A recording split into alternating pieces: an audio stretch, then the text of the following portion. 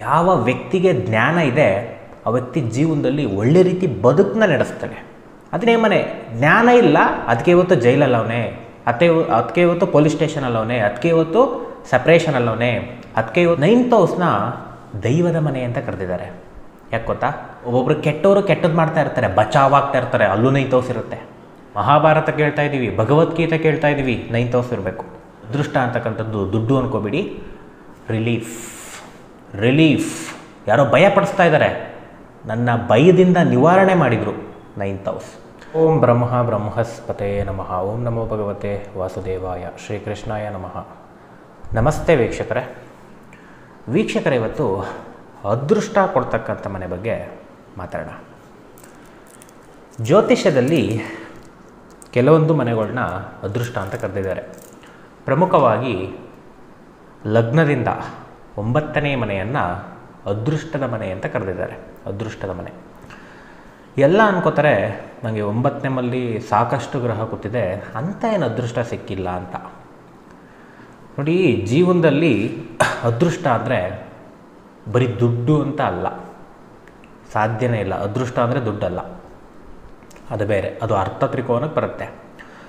9ನೇ ಮನೆಯನ್ನು ಧರ್ಮದ ಮನೆ ಅಂತ ಕರಿತೀವಿ. ಧರ್ಮ ಯಾವತ್ತೂ ಜಾಸ್ತಿ ರಿಚ್ ಮಾಡೋಕ್ಕೋಗಲ್ಲ, ವ್ಯಕ್ತಿಗೆ ಎಷ್ಟು ಬೇಕೋ ಅಷ್ಟು ಕೊಟ್ಟು ಕಾಪಾಡೋಕ್ಕೆ ನೋಡುತ್ತೆ. ಅದೇ ಧರ್ಮದ ಮನೆ. ಇವನಿಗೆ ಊಟ ಬೇಕಾ, ತಿಂಡಿ ಬೇಕಾ, ಖರ್ಚಿಗೆ ದುಡ್ಡು ಬೇಕಾ, ಹ್ಯಾಪಿಯಾಗಿರಬೇಕಾ, ಒಳ್ಳೆ ಭಾವನೆ ಬೇಕಾ, ಒಂದು ಈ ರೀತಿ ಈ 9th ಹೌಸ್ ಅಂತಕ್ಕಂಥದ್ದು ವ್ಯಕ್ತಿನ ಡ್ರೈವ್ ಮಾಡುತ್ತೆ. ಇವನಿಗೆ ಕೋಟಿಗಟ್ಟಲೆ ಕೊಟ್ಬಿಡುತ್ತೆ, ಶಾಸ್ತ್ರದಲ್ಲಿಲ್ಲೂ ಹೇಳಿಲ್ಲ. ಕೋಟಿಗಟ್ಟಲೆನೂ ಬರ್ಬೋದು. ಯಾವಾಗ ಅಂದರೆ ಈ 9th ಹೌಸ್ ಅಂತಕ್ಕಂಥದ್ದು ಅರ್ಥ ತ್ರಿಕೋನದ ಮನೆಗಳ ಜೊತೆ ಕೂತಾಗ ಬರಲಿಕ್ಕೆ ಚಾನ್ಸಸ್ ಇದೆ. ಅದು ಒಂದು ಕಾನ್ಸೆಪ್ಟು ದಶಾಭುಕ್ತಿನಲ್ಲಿ ಬರುತ್ತೆ. 2ನೇ ಮನೆ, 6ನೇ ಮನೆ, 10ನೇ ಮನೆ, 11ನೇ ಮನೆ ಜೊತೆ ಏನಾದ್ರು 9th ಹೌಸ್ ಸೇರಿಕೊಂಡ್ರೆ ಅದೃಷ್ಟದಿಂದ ಕೋಟಿಗಟ್ಟಲೆ, ಅದೃಷ್ಟದಿಂದ ಲಕ್ಷಾನುಗಟ್ಟಲೆ ಬರ್ತಕ್ಕಂಥ ಸಾಧ್ಯತೆ ಇದೆ. ಅದು ಗುಡ್ ಸೈಡ್ ಹೋಗಬೇಕು 9th ಹೌಸ್. ಅಥವಾ ಬರೀ ಸಿಂಗಲ್ 9th ಹೌಸ್ ಬಗ್ಗೆ ನಾನು ಹೇಳ್ತಾ ಇದ್ದೀನಿ. ಈ 9th ಹೌಸ್ ಪ್ರಾಮುಖ್ಯತೆ ಏನು ಮಾಡುತ್ತಿದ್ರೆ ಕೆಲಸ ಅಂತ ಬಹಳಷ್ಟು ಎಪಿಸೋಡಲ್ಲಿ ಹೇಳಿದ್ದೀವಿ ಇದ್ರ ಬಗ್ಗೆ, 9th ಹೌಸ್ ಬಗ್ಗೆ. ಯಾಕೆಂದರೆ ಜೀವನದಲ್ಲಿ 9th ಹೌಸ್ ಅಂತಕ್ಕಂಥದ್ದು ಬಹಳ ಇಂಪಾರ್ಟೆಂಟ್ ಆಗುತ್ತೆ. ಏಕೆಂದರೆ ಒಬ್ಬ ವ್ಯಕ್ತಿಗೆ ಒಂದು ಒಳ್ಳೆಯ ಜ್ಞಾನ ಬರುತ್ತೆ ಅಂದರೆ 9th ಹೌಸ್ ಇರುತ್ತೆ. ಒಳ್ಳೆಯ ಜ್ಞಾನ, ಅದು ಆಧ್ಯಾತ್ಮಿಕ ಜ್ಞಾನ ಆಗಿರ್ಬೋದು, ಜ್ಯೋತಿಷ್ಯ ಜ್ಞಾನ ಆಗಿರ್ಬೋದು, ಶಿಕ್ಷಣ ಜ್ಞಾನ ಆಗಿರ್ಬೋದು, ಏನೇನು ಜ್ಞಾನಗಳು ಅಂತ ಇದೆ ಅಷ್ಟೂ ಬರ್ತಕ್ಕಂಥದ್ದು ಈ 9th ಹೌಸ್. ಅದಕ್ಕೆ ಬಹಳ ಇಂಪಾರ್ಟೆಂಟು 9th ಹೌಸ್. ಅದು ಒಂಥರ ಅದೃಷ್ಟ. ಏಕೆಂದರೆ ಯಾವ ವ್ಯಕ್ತಿಗೆ ಜ್ಞಾನ ಇದೆ ಆ ವ್ಯಕ್ತಿ ಜೀವನದಲ್ಲಿ ಒಳ್ಳೆ ರೀತಿ ಬದುಕನ್ನ ನಡೆಸ್ತಾನೆ. ಅದಕ್ಕೆ ಅವನಿಗೆ ಅದೃಷ್ಟ. ಕೆಟ್ಟದ್ದೇ ಆಗಲ್ವಲ್ಲ, ಅದೇ ಅದೃಷ್ಟ ತಾನೇ. ಯಾವ ವ್ಯಕ್ತಿಗೆ ಜ್ಞಾನ ಕಡಿಮೆ ಕಲಿಯುಗದಲ್ಲಿ ಕೆಟ್ಟದ್ದಾಗ್ತಾ ಹೋಗುತ್ತೆ. ಯಾಕೆಂದರೆ ಅವನು ನಾನು ತಿಳ್ಕೊಂಡಿದ್ದೇ ಸರಿ ಅಂತ ಏನಾರು ಡಿಸೈಡ್ ಮಾಡಿಬಿಟ್ರೆ ದುಡುಕಿ ಕೆಟ್ಟ ನಿರ್ಧಾರಗಳನ್ನ ತೊಗೋತಾನೆ, ಕೆಟ್ಟ ಮಾತಾಡ್ತಾನೆ, ಕೆಟ್ಟದ್ದು ಏನೇನೋ ಮಾಡೋಕ್ಕೆ ಹೋಗ್ತಾನೆ. ಇದು ಜ್ಞಾನ ಇಲ್ಲದೆ ಇರೋದು. ಜ್ಞಾನ ಬರ್ತಕ್ಕಂಥದ್ದು 9th ಹೌಸ್. ಜ್ಞಾನ ಯಾವಾಗ ಹೋಗುತ್ತೆ ಅಂದರೆ ವ್ಯಯಭಾವ ಆಗಿರ್ತಕ್ಕಂಥ 8ನೇ ಮನೆ ಆ್ಯಕ್ಟಿವೇಟ್ ಆದರೆ. ನಮಗೆ 9th ಹೌಸಲ್ಲೇ ಗ್ರಹಗಳು ಕೂತಿರುತ್ತೆ. ಡಿಗ್ರಿ ವೈಸ್ ಏನಾದ್ರು 8 ತೊಗೊಂಡ್ಬಿಟ್ಟಿದ್ರೆ ಆ ವ್ಯಕ್ತಿಯಲ್ಲಿ ಒಳ್ಳೆ ಜ್ಞಾನ ಕಡಿಮೆ ಆಗಿಬಿಡುತ್ತೆ. ಕೆಟ್ಟ ಕೋಪ, ತಾಳ್ಮೆ ಕಳ್ಕೊಳ್ಳೋದು, ದುಡ್ಕೋದು, ಇದೆಲ್ಲ 8th ಹೌಸ್. ಅದಕ್ಕೆ 8th ಹೌಸ್ ಯಾರಿಗೆ ಆ್ಯಕ್ಟಿವೇಟ್ ಆಗುತ್ತೆ? ಕಷ್ಟಗಳು ಜಾಸ್ತಿ, ಯಾಕೆಂದರೆ ಜ್ಞಾನ ಇಲ್ಲ, ಕಡಿಮೆ. 9th ಹೌಸ್ ಯಾರಿಗೆ ಆ್ಯಕ್ಟಿವೇಟ್ ಆಗುತ್ತೆ? ಕಷ್ಟಗಳು ಕಡಿಮೆ, ಏಕೆಂದರೆ ಜ್ಞಾನ ಇರುತ್ತೆ. ಆ ವ್ಯಕ್ತಿ ಬಚಾವ್ ಮಾಡ್ಕೊಳ್ಳೋದು ಹೆಂಗೆ ಅಂತ ಅವನಿಗೆ ಗೊತ್ತಿರುತ್ತೆ. ಅದೇ 9th ಹೌಸ್. ಅದಕ್ಕೆ ಅದೃಷ್ಟದ ಮನೆ ಅಂತ ಕರೆದಿದ್ದಾರೆ. ಅವನಿಗೆ ಜ್ಞಾನ ಬಂತು, ಅವನ ಜೀವನ ಕಾಪಾಡ್ಕೊಂಡ, ಅದೃಷ್ಟ.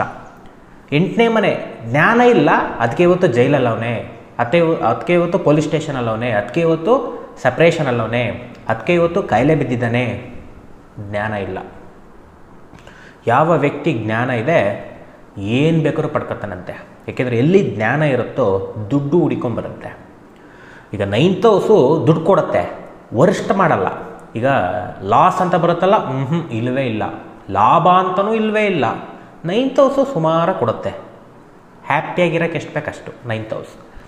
ಒಳ್ಳೊಳ್ಳೆ ಕಾಂಬಿನೇಷನ್ ಜೊತೆ ಸೇರಿಕೊಂಡಾಗ ಹೆಚ್ಚು ಕೊಡುತ್ತೆ. ಕೆಟ್ಟ ಕಾಂಬಿನೇಷನ್ ಜೊತೆ ಸೇರಿಕೊಂಡಾಗ ಎಷ್ಟು ಬೇಕೋ ಅಷ್ಟೇ ಕೊಡುತ್ತೆ, ಬಟ್ ಖರ್ಚು ತಂದಿಡುತ್ತೆ. ಸೊ ಅದು ದಶಾಭುಕ್ತಿನಲ್ಲಿ ನಾವು ಫಿಲ್ಟರ್ ಮಾಡ್ತೀವಿ ಯಾವ್ಯಾವ ಕಾಂಬಿನೇಷನ್ ಹೆಂಗೆ ಬಂದರೆ. ಏಕೆಂದರೆ 1ರಿಂದ 12 ಮನೆ ಇದೆ. ಪ್ರತಿ ಒಂದು ಮನೆಗಳಲ್ಲೂ ಗುಡ್ಡು ಇದೆ, ಬ್ಯಾಡು ಇದೆ. ಏಕೆಂದರೆ ಜ್ಯೋತಿಷನ ಕರೆಕ್ಟಾಗಿ ಅರ್ಥ ಮಾಡ್ಕೋಬೇಕು. ನಾವು ಯಾವುದೋ ಒಂದು ವಿಚಾರ ಹೇಳ್ತೀವಿ. ಈಗ 9th ಹೌಸ್ ಬಗ್ಗೆ 9th ಹೌಸು ದುಡ್ಡಿಗೆ ಮೀಡಿಯಮ್ ಅಂತ ಹೇಳ್ತೀವಿ, ಆದರೆ ಆರೋಗ್ಯಕ್ಕೆ ಎಕ್ಸಲೆಂಟು. ನೋಡಿ, ಆರೋಗ್ಯಕ್ಕೆ ಎಕ್ಸಲೆಂಟ್ ಆಗುತ್ತೆ. ಕೆಲವರು ದಡ್ಡ ಬುದ್ಧಿಯಿಂದ ಕಮೆಂಟ್ ಹಾಕ್ಬಿಡ್ತಾರೆ, ದುಡ್ಡಿಗೆ ಮೀಡಿಯಮ್ ಅಂತೀರಾ, ಇದ್ಯಾಕೆ ಆರೋಗ್ಯಕ್ಕೆ ಯಾಕೆ ಎಕ್ಸಲೆಂಟ್ ಆಗಬೇಕು ಅಂತ. ಪ್ರತಿಯೊಂದು ಮನೆಗಳು ಕೂಡ ಗುಡ್ಡು ಬ್ಯಾಡು ವಹಿಸುತ್ತೆ, ಅದ್ರ ಕೆಲಸ ಅದು.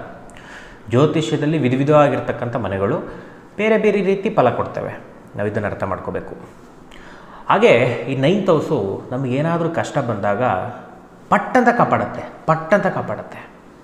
ಜಾಸ್ತಿ ಕಿರಿಕಿರಿ ಕೊಡ್ಸೋಕ್ಕೋಗಲ್ಲ, ಹಿಂಸೆ ಕೊಡೋಕ್ಕೋಗಲ್ಲ. ಏಕೆಂದರೆ ಹಿಂಸೆ ಮನೆ 8, 9ನೇ ಮನೆ ಆ ಹಿಂಸೆಯಿಂದ ಹೊರಗಡೆ ತರ್ತಕ್ಕಂಥ ಮನೆ. ನಾವೇನಾದರೂ ಕಷ್ಟ ಸಿಗಾಕೊಂಡ್ರೆ ಯಾವುದಾದರೂ ಒಬ್ಬ ವ್ಯಕ್ತಿ ಬಂದು ಸಪೋರ್ಟ್ ಮಾಡ್ತಾನೆ, ಅದೇ 9th ಹೌಸ್. 9th ಹೌಸ್ನ ದೈವದ ಮನೆ ಅಂತ ಕರೆದಿದ್ದಾರೆ. ಯಾಕೆ ಗೊತ್ತಾ? ಯಾವ ವ್ಯಕ್ತಿ ಕಷ್ಟದಲ್ಲಿರ್ತಾನೆ ಭಗವಂತ ಬರಲ್ಲ, ಟಕ್ಕಂತ ಇನ್ನೊಬ್ಬ ವ್ಯಕ್ತಿ ಕಳಿಸ್ತಾನೆ. ಅದಕ್ಕೆ ಅದು ದೇವ್ರ ಥರ ಅಂತ 9ನೇ ಮನೆ. ನಮಗೆ ದೇವ್ರು ಬರಲ್ಲ, ಯಾವುದೋ ವ್ಯಕ್ತಿ ಬಂದು ದೇವ್ರ ಥರ ಸಹಾಯ ಮಾಡಿ ನಮ್ಮನ್ನು ಬಚಾವ್ ಮಾಡ್ತಾನಲ್ಲ, ಅದೇ 9th ಹೌಸ್. ನಾನು ಕಷ್ಟ ಕಾಲದಲ್ಲಿದ್ದೀನಿ, ದುಡ್ಡಿನ ಸಮಸ್ಯೆಯಲ್ಲಿದ್ದೀನೋ ಮತ್ತೊಂದು ಸಮಸ್ಯೆಯಲ್ಲಿದ್ದೀನೋ, ನನಗೆ ದುಡ್ಡು ಬೇಕು, ಯಾರಾದರೂ ಸಹಾಯ ಮಾಡ್ತಾರಾ? 9th ಹೌಸ್ ಇರುತ್ತೆ. ಮಾಡಿದರೆ 9th ಹೌಸ್ ಇರುತ್ತೆ. 9th ಹೌಸ್ ಇಲ್ವಾ ಸ್ವಲ್ಪ ಕಡಿಮೆ. 8th ಹೌಸ್ ಇಟ್ಟಾಗ್ಬಿಟ್ರೆ ಯಾರು ಎಲ್ಲ ಕೈ ಕೊಟ್ಟರು ಅಂತ ಕೆಲವು ಜೀವನಗಳು ಕೇಳ್ತೀರಾ. ನನ್ನ ಫ್ರೆಂಡು, ಕ್ಲೋಸ್ ಫ್ರೆಂಡು ಇಂಥ ಟೈಮಲ್ಲಿ ಕೈಯೇ ಹಿಡಿಲಿಲ್ಲ 8th ಹೌಸ್. ಅದೇ 9th ಹೌಸ್ ಹಿಡಿದ್ರೆ ಹಿಡಿತಾನೆ, ಯಾಕೆಂದರೆ ಅವನ ಪುಣ್ಯ ಪಾಪ ಎರಡು ಲೆಕ್ಕಾಚಾರ ಇರುತ್ತೆ. ಕಲಿಯುಗದಲ್ಲಿ ಏನು ಅಂದರೆ ಎಲ್ಲ ಅವ್ರವ್ರ ಸ್ವಾರ್ಥಕ್ಕಿರ್ತಾರೆ, ಬಹಳ ಕಷ್ಟ. ಲಾಭ ಇದ್ದರೆ ಒಂದು ಫ್ರೆಂಡ್ಶಿಪ್, ಒಂದು ಸಂಬಂಧಗಳು ಉದ್ಭವ ಆಗುತ್ತೆ. ಕಲಿಯುಗದಲ್ಲಿ ಇರೋದೇ ಹಂಗೆ ಭಾವನೆಗಳು. ಲಾಭ ಇದೆಯಾ, ಅವನ ಜೊತೆ ಚೆನ್ನಾಗಿರೋಣ, ಲಾಭ ಇಲ್ವಾ, ಅವ್ನು ಬೇಕಾಗಿಲ್ಲ. ಕಲಿಯುಗ ಇರೋದೇ ಹಿಂಗೆ. ಈ 9th ಹೌಸ್ ಇದ್ದವ್ರಿಗೆ ಲಾಭ ಇದ್ದವರೇ ಅಂತ ಅಲ್ಲ, ಆ ವ್ಯಕ್ತಿಯ ವ್ಯಕ್ತಿತ್ವ ನೋಡಿ ಸಹಾಯ ಮಾಡ್ತಕ್ಕಂಥದ್ದು ಹೆಚ್ಚಿರುತ್ತೆ. ಎಷ್ಟೇ ಸ್ವಾರ್ಥಿ ವ್ಯಕ್ತಿ ಆಗಿರಲಿ, ಯಾರಿಗೆ 9th ಹೌಸ್ ನಡೆಯುತ್ತೆ ಆ ವ್ಯಕ್ತಿನ ದ್ವೇಷ ಮಾಡಬೇಕು ಅಂತ ಅನಿಸಲ್ಲ. ದ್ವೇಷ ಮಾಡಿದರೆ ಇವರು ಸರ್ವನಾಶ ಆಗೋಗ್ಬಿಡ್ತಾರೆ, ಯಾರು ಆಪೋಸಿಟ್ ಪರ್ಸನ್ಸು. 9th ಹೌಸ್ ಇದ್ದ ವ್ಯಕ್ತಿಗಳು ವ್ಯಕ್ತಿತ್ವ ಸೂಪರ್ ಅಂತ ಬರುತ್ತೆ, ಯಾಕೆಂದರೆ ಧರ್ಮದ ಮನೆ, ಧರ್ಮದ ಗುಣಗಳು ಬರುತ್ತೆ ಹೆಚ್ಚಾಗಿ. ಸರ್, ಎಷ್ಟೋ ಜನ ನಾವು ಜಾತಕ ನೋಡಿದ್ದೀವಿ ಸರ್, ಜ್ಯೋತಿಷ ಗೊತ್ತಿರೋರಿಗೆ ಹೇಳ್ತಾ ಇದ್ದೀನಿ, ಯಾವನಲ್ಲಿ ಕೆಟ್ಟ ವ್ಯಕ್ತಿತ್ವನೇ ಇದೆ, 9th ಹೌಸ್ ನಡೀತಾ ಇದೆ. 9 ಗ್ರಹಗಳು ಇಂಪಾರ್ಟೆಂಟ್ ಆಗುತ್ತೆ. ನೋಡಿ, 9th ಹೌಸಲ್ಲಿ ಎಷ್ಟು ಗ್ರಹ ಕೂತಿದೆ, ಕೆಟ್ಟ ಮನೆಗಳಲ್ಲಿ ಎಷ್ಟು ಗ್ರಹ ಕೂತಿದೆ ಲೆಕ್ಕಾಚಾರ ಮಾಡಬೇಕು. ಕೆಟ್ಟ ಮನೆಗಳಲ್ಲಿ ನಮಗೆ ಜಾಸ್ತಿ ಗ್ರಹಗಳು ಕೂತಿದ್ರೆ ಅದರ ಗುಣಗಳು ಜಾಸ್ತಿ ಆಗುತ್ತೆ. 9th ಹೌಸಲ್ಲಿ ಕೂತಿದ್ರು ಕೂಡ ಏನಾಗ್ಬಿಡುತ್ತೆ ಅಂದರೆ, ಒಬ್ಬೊಬ್ರು ಕೆಟ್ಟವರು ಕೆಟ್ಟದ್ದು ಮಾಡ್ತಾ ಇರ್ತಾರೆ, ಬಚಾವಾಗ್ತಾ ಇರ್ತಾರೆ, ಅಲ್ಲೂ 9th ಹೌಸ್ ಇರುತ್ತೆ. ಯಾಕೆಂದರೆ ಅವರಿಗೆ ಕೆಟ್ಟದ್ದು ಮಾಡಿಬಿಟ್ಟು ಹೆಂಗೆ ಬಚಾವ್ ಮಾಡ್ಕೊಳ್ಳೋದು ಅನ್ನೋ ಬುದ್ಧಿ ಕೊಡೋದು 9th ಹೌಸೇ. ಆದರೆ ಅದು ಕೆಟ್ಟದ್ರ ಜೊತೆ ಸೇರಿರುತ್ತೆ, ಅದಕ್ಕೆ ಹಂಗೆ ಸಪೋರ್ಟ್ ಮಾಡುತ್ತೆ. ಯಾವ ವ್ಯಕ್ತಿ ಕೆಟ್ಟದ್ದು ಮಾಡ್ತಾನೆ, 6ನೇ ಮನೆನೋ 7ನೇ ಮನೆನೋ 8ನೇ ಮನೆನೋ ನಡೆದೇ ನಡೆಯುತ್ತೆ. ಅಲ್ಲಿ 9th ಹೌಸ್ ಇದ್ರೆ ಅವ್ನು ಬಚಾವ್ ಮಾಡಬೇಕಲ್ಲ. ಅದು ಕೆಟ್ಟದ್ರ ಸೈಡ್ ಹೋದಾಗ ಹಂಗೆ ಮಾಡುತ್ತೆ, ಒಳ್ಳೆದ್ರ ಸೈಡ್ ಬಂದರೆ ಹಂಗೆ ಬಹಳ ಚೇಂಜಸ್ ಬರುತ್ತೆ. ಯಾಕೆಂದ್ರೆ 9th ಹೌಸ್ ಬಹಳ ಸೀಕ್ರೆಟ್ಸ್ ಇದೆ. ದುಡ್ಡಿನ ಕಷ್ಟ ಇದೆ, ಬಂದು ಸಪೋರ್ಟ್ ಮಾಡ್ತಾರೆ, ಅಥವಾ ದುಡ್ಡು ಅವ್ನಿಗೆ ಎಷ್ಟು ಬೇಕೋ ಅಷ್ಟು ಬರುತ್ತೆ. ಆಸೆ ಪಟ್ಟರೆ ಅವ್ನ ಕತೆ ದುಃಖನೇ. ಯಾಕೆಂದರೆ ಧರ್ಮ ಆಸೆ ಜಾಸ್ತಿ ಪಡಬೇಡ ಅಂತ ಹೇಳುತ್ತೆ. ನಾನು ಕೊಟ್ಟಷ್ಟು ಇಸ್ಕೊಂಡು ಆರಾಮಾಗಿರಪ್ಪ ಜೀವನದಲ್ಲಿ ಎನ್ನುತ್ತೆ. ಆಸೆ ಪಟ್ರ ಆ 9th ಹೌಸು ಸ್ಯಾಟಿಸ್ಫೈಡ್ ಕೊಡೋದಿಲ್ಲ, ಅಧಿಕಾರದಲ್ಲಿ ಸ್ಯಾಟಿಸ್ಫೈಡ್ ಕೊಡೋದೇ ಇಲ್ಲ 9th ಹೌಸು. ನನಗಿಂಥ ಅಧಿಕಾರ ಬೇಕು, ಕೊಡಲ್ಲ 9th ಹೌಸು. ನಿನಗೆ ಜೀವನ ಮಾಡೋಕ್ಕೊಂದು ಜಾಬ್ ಕೊಟ್ಟಿದ್ದೀನಿ, ಮಾಡು, ದುಡ್ಡು ಬೇಕಾ ತಗೋ, ನಿನ್ನ ಮನೆ ಖರ್ಚಿಗೆ ಹ್ಯಾಪಿನೆಸ್ಗೆ ಎಷ್ಟು ಬೇಕಷ್ಟು ಕೊಟ್ಟಿದ್ದೀನಿ, ಇನ್ನೂ ಅಧಿಕಾರ ಬೇಕು, ಇನ್ನೂ ದುಡ್ಡು ಬೇಕು ಅಂದರೆ ಅದೇ 9th ಹೌಸ್ ಸಮಸ್ಯೆ ತಂದಿಡುತ್ತೆ. ಸಮಸ್ಯೆ ಏನು ಅಂದರೆ ಸ್ಯಾಟಿಸ್ಫೈಡ್ ಇರಲ್ಲ, ಮೈಂಡ್ನ ಫ್ಲಕ್ಚುಯೇಟ್ ಮಾಡುತ್ತೆ 9th ಹೌಸ್. ಇದನ್ನೆಲ್ಲ ನಾವು ಇದು ಮಾಡ್ಕೋಬೇಕು. ಯಾಕೆಂದರೆ ನಮ್ಮ ಕರ್ಮಫಲ ಅಂತಕ್ಕಂಥದ್ದು ಜಾತಕದಲ್ಲಿ ಡಿಸೈಡೆಡು. ನಾವೇನು ತೊಗೊಬಂದಿದ್ದೀವಿ ಆ ಗುಣಗಳು ಆ್ಯಕ್ಟಿವೇಟ್ ಆಗುತ್ತೆ. ನಾವು ಕೋಪ ತಂದಿದ್ದೀವ, ಕೋಪ ಆ್ಯಕ್ಟಿವೇಟ್ ಆಗುತ್ತೆ. ಸಾತ್ವಿಕತೆ ತಂದಿದ್ದೀವ, ಸಾತ್ವಿಕತೆ ಆ್ಯಕ್ಟಿವೇಟ್ ಆಗುತ್ತೆ. ಎರಡು ಬ್ಯಾಲೆನ್ಸ್ ತಂದಿದ್ದೀವ, ಬ್ಯಾಲೆನ್ಸ್ ಆ್ಯಕ್ಟಿವೇಟ್ ಆಗುತ್ತೆ. ಬಟ್ ನಾವು ಇದನ್ನೆಲ್ಲ ಅರ್ಥ ಮಾಡ್ಕೋಬೇಕಾಗತ್ತೆ ವೀಕ್ಷಕರೇ. ಜ್ಯೋತಿಷ ಏನಕ್ಕೆ ಬೇಕು? ಪರಿಹಾರಕ್ಕಲ್ಲ. ಸರ್, ನಾನು ಯಾರಿಗೋ 1 ಲಕ್ಷ 2 ಲಕ್ಷ ದುಡ್ಡು ಕೊಟ್ಬಿಟ್ಟಿದ್ದೀನಿ, ವಾಪಸ್ ಬರುತ್ತಾ? ಶಾಸ್ತ್ರದಲ್ಲಿ ಎಲ್ಲೂ ಹೇಳಿಲ್ಲ ವಾಪಸ್ ಬರೋ ಥರ ಮಾಡ್ತೀನಿ ಅಂತ. ಕೆಲವೊಂದು ಮಂತ್ರಗಳಿದೆ, ಟ್ರೈ ಮಾಡಬೇಕು ಅಂತ ಹೇಳುತ್ತೆ. ಬಂದರೂ ಬರ್ಬೋದು, ಹೋದ್ರೂ ಹೋಗ್ಬೋದು, ನಾಟ್ ಕನ್ಫರ್ಮ್ಡ್. ಯಾಕೆ ಈ ಜನ್ಮದ ಕರ್ಮ ಅದು. ನಮಗೆ ಜನ್ಮದ ಕರ್ಮ ಹೆಂಗೆ ಸಪೋರ್ಟ್ ಮಾಡುತ್ತೆ ಅಂದರೆ, ನಾವು ಆಗ್ತಕ್ಕಂಥ ಪ್ರಯತ್ನಗಳಿಗೆ ನಾವೇನು ಎಫರ್ಟ್ಸ್ ಹಾಕ್ತೀವಿ. ನಾನೊಂದು ಚೆನ್ನಾಗಿ ಬಿಸ್ನೆಸ್ ಮಾಡೋಕ್ಕೆ ಹೋಗ್ತಾಯಿದ್ದೀನಿ, ದುಡ್ಡು ಬರುತ್ತೆ ಅಲ್ವೇ ಹೇಳುತ್ತೆ, ಹಿಂದಿನ ಜನ್ಮದ ಪುಣ್ಯ ಬೇಕು. ಚೆನ್ನಾಗಿ ದುಡ್ಡು ಮಾಡಬೇಕು ಅಂತ ಆಸೆ ಇದೆ, ಹಿಂದಿನ ಜನ್ಮದ ಪುಣ್ಯ ಇದ್ದರೆ ಕಿತ್ಕೊಂಡ್ಬರುತ್ತೆ. ಅಲ್ಲಿ ಲಾಸ್ ಇತ್ತಾ, ಪುಣ್ಯದಲ್ಲಿ ನಷ್ಟ ಆಗುತ್ತೆ. 9th ಹೌಸ್ ಅಂತಕ್ಕಂಥದ್ದು ಒಬ್ಬ ಒಳ್ಳೊಳ್ಳೆ ವ್ಯಕ್ತಿಗಳ ಪರಿಚಯನ ಮಾಡಿಸುತ್ತೆ.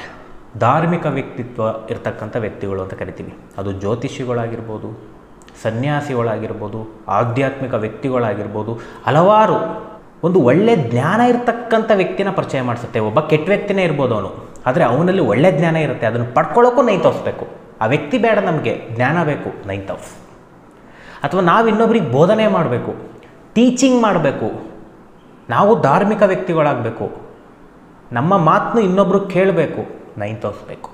ಯಾರಿಗೆ 9th ಹೌಸಲ್ಲಿ ಗ್ರಹಗಳು ಕೂತಿರುತ್ತೆ, ದಶಾಭುಕ್ತಿನಲ್ಲಿ ರನ್ ಆಗ್ತಿರುತ್ತೆ, ಈ ವ್ಯಕ್ತಿತ್ವ ಎಲ್ಲ ಬರುತ್ತೆ, ಸಪೋರ್ಟ್ ಬರುತ್ತೆ, ಹ್ಯಾಪಿನೆಸ್ ಲೈಫ್ ಬರುತ್ತೆ.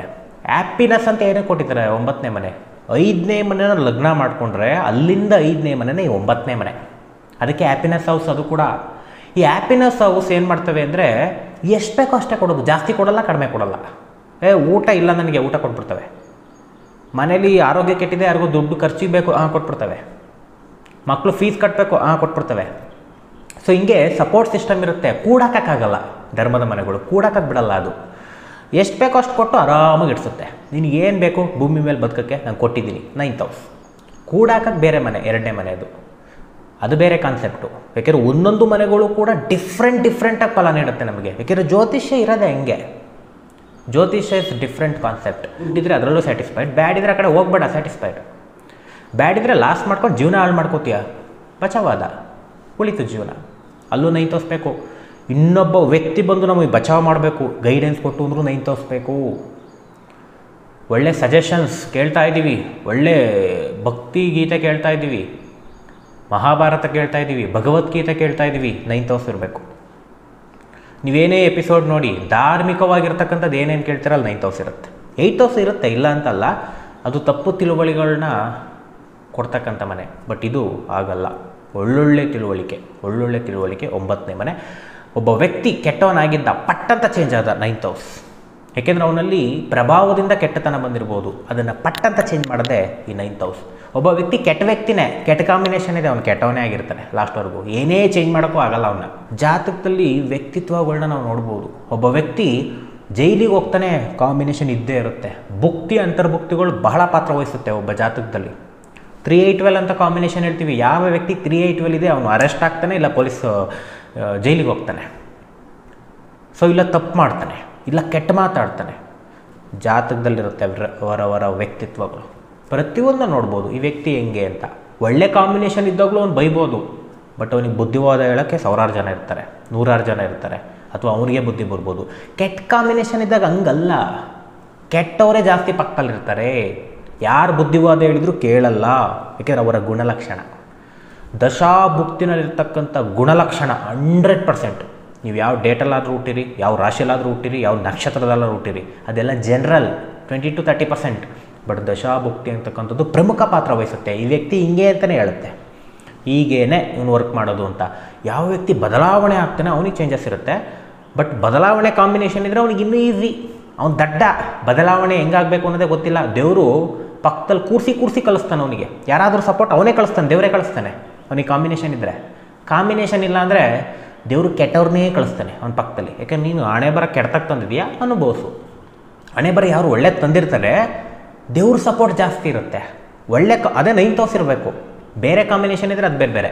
ನಾನು ಹೇಳ್ತಾರೆ 9th ಹೌಸ್ ಬಗ್ಗೆ. ನಮಗೇನೂ ಗೊತ್ತಿಲ್ಲ ಅಂದರೂ 9th ಹೌಸು ಜ್ಞಾನ ಕೊಟ್ಟು, ದುಡ್ಡು ಕೊಟ್ಟು, ಎಲ್ಲನೂ ಕೊಟ್ಕೊಂಡು ಹೋಗುತ್ತೆ ಒಳ್ಳೆ ರೀತಿ.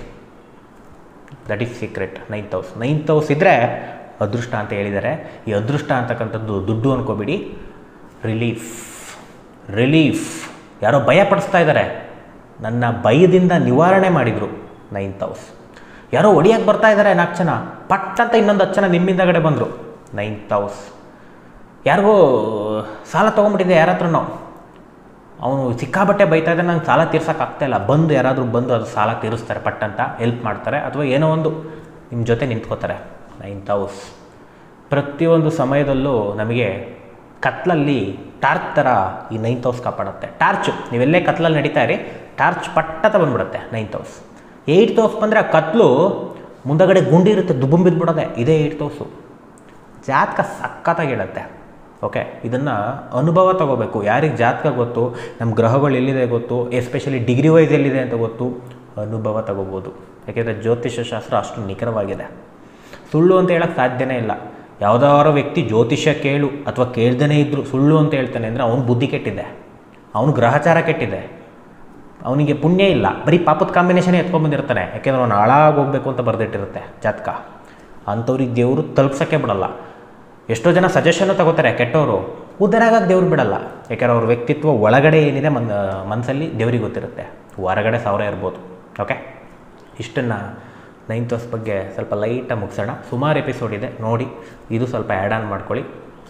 ಜ್ಯೋತಿಷ್ಯದ ಒಂದು ತುಣುಕು. ಎಲ್ಲರಿಗೂ ಒಳ್ಳೆಯದಾಗಲಿ. ಶ್ರೀ ಕೃಷ್ಣಾರ್ಪಣಮಸ್ತು.